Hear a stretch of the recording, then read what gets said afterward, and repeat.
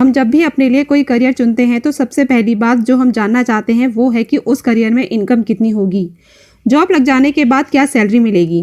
CA course जो कि एक चार्टर्ड अकाउंटेंट बनने के लिए किया जाता है, एक हाईली प्रेस्टिजियस कोर्स है। साथ ही इसको one of the toughest course of India भी माना जाता है। तो इसलिए स्टूडेंट्स को इस कोर्स को ज्वाइन करने से पहले ये पता होना चाहिए कि एक सीए कितना कमाता है। इस वीडियो में मैं आपको डिटेल में समझाऊंगी कि एक सीए की क्या सैलरी होती है। लेकिन देखिए, सीए की जो सैलरी होती है वो कई सारी बातों पर डिपेंड करती है, जैसे कि स्किल क्या है, नॉलेज कितनी है, क्या कैपेबिलिटी है, एटसेट्रा। इसके अलावा आप एज अ फ्रेशर जॉब कर रहे हो या फिर आपको 2-3 सालों का एक्सपीरियंस है, क्योंकि फ्रेशर जब होते हो आप तो आपको कम सैलरी ऑफर की जाती है, लेकिन जहां आपको 2-3 सालों का एक्सपीरियंस हो जाता है उसके बाद फिर आपको एकदम अच्छी सैलरी ऑफर की जाती है। इसके अलावा जॉब आपने कैंपस प्लेसमेंट में ली है या फिर आपने खुद सर्च की है, क्योंकि कैंपस प्लेसमेंट में जो सैलरी ऑफर की जाती है वो बहुत ही अट्रैक्टिव होती है, और अगर आप खुद जॉब सर्च करते हो तो जनरली जो सैलरी होती है वो थोड़ी सी कम होती है। इसके अलावा आप किस तरह की कंपनी में वर्क करते हो वो भी मैटर करता है, क्योंकि जो आईटी सेक्टर है, जो बिग 4 फर्म्स हैं, उसमें सैलरी अच्छी होती है, लेकिन बैंकिंग सेक्टर में थोड़ी सी कम होती है। और किस शहर में रहकर आप जॉब कर रहे हो वो भी डिपेंड करता है, क्योंकि जो मेट्रोपॉलिटन सिटीज़ होती हैं उसमें अच्छी सैलरी ऑफर की जाती है, और जबकि जो छोटे शहर होते हैं वहाँ पर कम सैलरी ऑफर की जाती है। तो इस तरह से हम देखते हैं कि एक सीए की सैलरी अच्छी तो होती है, लेकिन वो हर स्टूडेंट के लिए अलग अलग होती है, जो कि डिफरेंट बातों पर डिपेंड करती है। तो सबसे पहले हम देख लेते हैं कि अगर कैंपस प्लेसमेंट के थ्रू आपको जॉब मिलती है तो क्या सैलरी ऑफर की जाती है। तो अगर हम डेटा की बात करें तो 2016 में जो हाईएस्ट पैकेज था वो था 76 लाख रुपए एनुअली, यानी साल में 76 लाख रुपए मिलेंगे, और ये एक इंटरनेशनल कंपनी ने ऑफर किए थे। वहीं एक डोमेस्टिक कंपनी ने जो हाईएस्ट ऑफर किए थे वो थे 24 लाख पर एनम, यानी लगभग 2 लाख रुपए महीने। तो इस तरह से अगर हम देखें तो 76 लाख साल के या फिर 24 लाख साल के एक बहुत ही अच्छा, बहुत ही अट्रैक्टिव अमाउंट है एज अ फ्रेशर।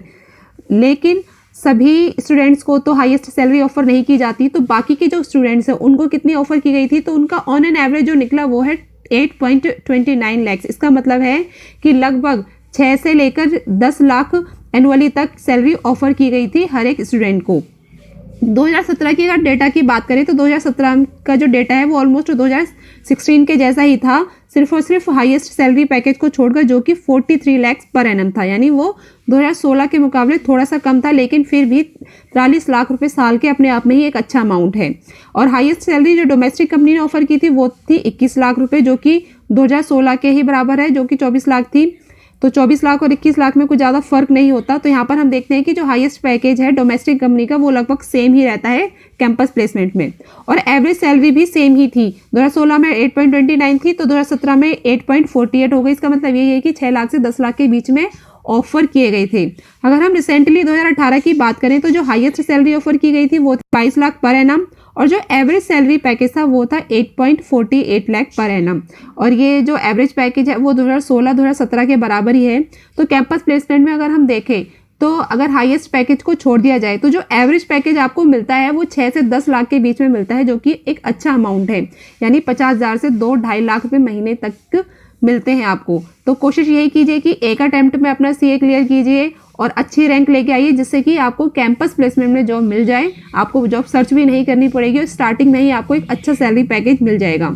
अब जिन स्टूडेंट्स की कैंपस प्लेसमेंट में जॉब नहीं लगती है वो जॉब सर्च करते हैं अपने आप ही, और जब वो जॉब सर्च करते हैं तो वो डिपेंड करते हैं कि किस कंपनी में वो वर्क कर रहे हैं। आप पब्लिक सेक्टर कंपनी में वर्क कर रहे हो, आप बैंकिंग सेक्टर में कर रहे हो, या फिर आईटी सेक्टर में कर रहे हो, एटसेट्रा।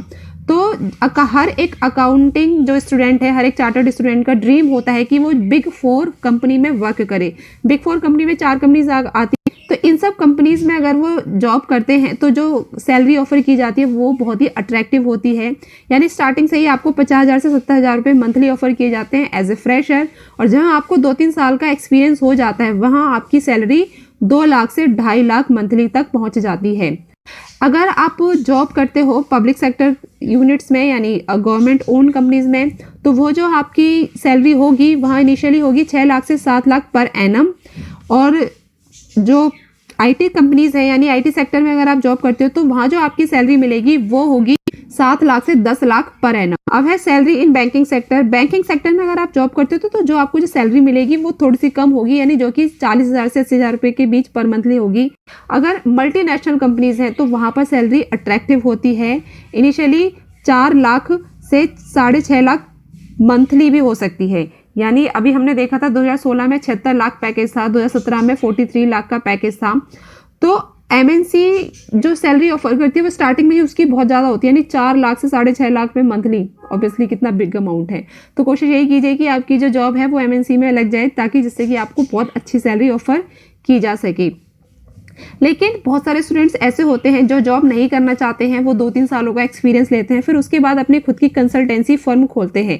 कंसल्टेंसी फर्म का मतलब है कि आप जॉब ना करके आपने खुद का अपना ऑफिस खोला हुआ है या फिर वहां से अपनी सर्विसेज प्रोवाइड कर रहे हो, रिटर्न से रिलेटेड, टैक्स से रिलेटेड और दूसरे अदर अकाउंटिंग फील्ड से रिलेटेड। तो जीएसटी आने के बाद तो कंसल्टेंसी फर्म का जो स्कोप है वो बहुत ही बढ़ गया है, क्योंकि अब लगभग हर किसी जो ट्रेडर है उसको जीएसटी फाइल रिटर्न करनी पड़ती है। तो यानी कि आपके कितने सारे क्लाइंट्स होंगे, कितने सारे आपके पास वर्कलोड है, उसके अकॉर्डिंग आपकी इसमें सैलरी मैटर करती है। और इसमें कोई फिक्स अमाउंट नहीं होता, यानी आपकी सैलरी बहुत अधिक भी जा सकती है। एक तरह से आप इसको अपना बिजनेस भी समझ लीजिए। एक एग्जांपल के थ्रू बताती हूँ कि अगर आप किसी एक ट्रेडर की जीएसटी फाइल रिटर्न करते हो तो आप उसे चार्ज करते हो 500 रुपीज़ टू 1000 रुपीज़, और जहाँ आपका नाम हो जाता है तो वहाँ ये अमाउंट और भी ज़्यादा हो सकता है। तो अगर आपके 50 क्लाइंट भी हो गए तो 50,000 रुपये महीने के तो यही हो गए। तो इससे आप अंदाज़ा लगा सकते हो कि अपनी फर्म खोलने पर एक सीए को कितना फ़ायदा होता है। एग्जाम्पल आप डॉक्टर का ही ले लीजिए ना, डॉक्टर का क्लिनिक पर जिसका बहुत चलता है उसकी इनकम तो यानी बहुत अधिक होती है, आप अंदाजा भी नहीं लगा सकते हो। सिमिलरली यहाँ पर होता है कि अगर आपकी फर्म अच्छी है, आपका नाम हो गया है, तो फिर आपके क्लाइंट्स भी बहुत ज़्यादा होंगे, उनसे जो फीस आप चार्ज करोगे वो भी बहुत ज़्यादा होगी। इसलिए यहाँ पर जो इनकम होती है वो यानी मैक्सिमम लिमिट कुछ भी नहीं होती, वो कितनी भी अधिक हो सकती है। तो ये यहाँ तक था एंड